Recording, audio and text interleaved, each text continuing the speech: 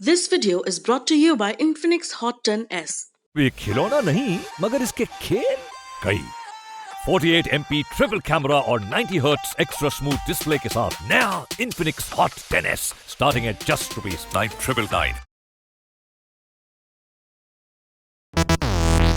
Corona की दूसरी लहर में अब तक लाखों लोगों की जान जा चुकी है। बहुत से परिवार तबाह हो गए, न जाने कितने ही बच्चे अनाथ हो गए। इस स्थिति को देखते हुए पीएम केयर्स फंड की ओर से इन बच्चों की मदद का ऐलान किया गया। पीएम केयर्स फॉर चिल्ड्रन योजना के तहत उन बच्चों को सहायता राशि दी जाएगी जिन्होंने कोविड-19 के कारण अपने माता पिता या गार्डियन को खो दिया है।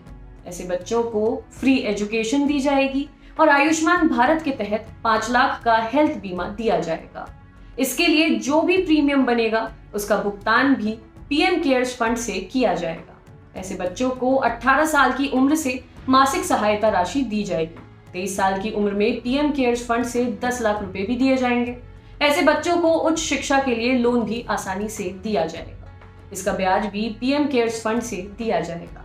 पीएम मोदी ने कहा कि बच्चे देश का भविष्य हैं और इनकी मदद के लिए सब कुछ किया जाए। उन्होंने कहा कि एक समाज के नाते भी हमारा ये कर्तव्य है कि हम अपने बच्चों का ख्याल रखें और उनके बेहतर भविष्य के लिए काम करें। इस योजना के तहत 10 साल से कम उम्र के ऐसे सभी बच्चे जिन्होंने अपने माता पिता को कोरोना काल में खो दिया है, उनका एडमिशन केंद्रीय विद्यालय में कराया जाएगा। अगर बच्चे का दाखिला निजी स्कूल में कराया जाता है तो पीएम केयर्स फंड से फीस दी जाएगी।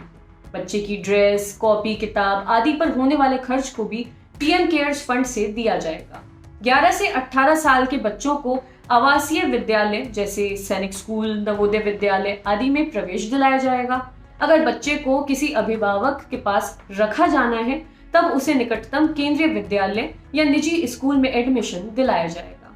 उसकी फीस और अन्य खर्चे भी पीएम केयर्स फंड से दिए जाएंगे। इसके बाद उच्च शिक्षा के लिए शिक्षा ऋण दिलाया जाएगा। इस एजुकेशन लोन के ब्याज का भुगतान पीएम केयर्स फंड से ही किया जाएगा। जो बच्चे छात्रवृत्ति योजनाओं के तहत पात्र नहीं हैं, उनके लिए पीएम केयर्स फंड से छात्रवृत्ति प्रदान की जाएगी। ऐसे परिवार जिन्होंने कोरोना के कारण अपने कमाऊ सदस्यों को खो दिया है, उनके लिए भी केंद्र सरकार ने कई घोषणाएं की हैं। प्रधानमंत्री ने कहा कि उनकी सरकार इन सभी परिवारों के साथ एकजुटता से खड़ी हुई है। ऐसे परिवारों को ईएसआईसी यानी कर्मचारी राज्य बीमा निगम का लाभ दिया जाएगा। मृतक के औसत दैनिक वेतन या कुल पारिश्रमिक के 90% के बराबर पेंशन पीड़ित परिवारों को दी जाएगी। इसके अलावा ईडीएलआई योजना के तहत मिलने वाले बीमा लाभों को उदार बना दिया गया है। सरकार की ओर से जारी प्रेस विज्ञप्ति में कहा गया है कि जिन्होंने कोविड के कारण अपनी जान गंवा दी है, उनके परिवारों की पूरी मदद की जाएगी। सरकार ने बीमा लाभ की राशि को 6 लाख से बढ़ाकर 7 लाख कर दिया है। 2.5 लाख के मिनिमम बीमा लाभ के प्रावधान को बहाल कर दिया है। 15 फरवरी 2020 से यह अगले 3 सालों के लिए लागू होगा। ठेके पर काम करने वालों और आकस्मिक कामगारों के परिवारों के लिए शर्तों को आसान किया गया है।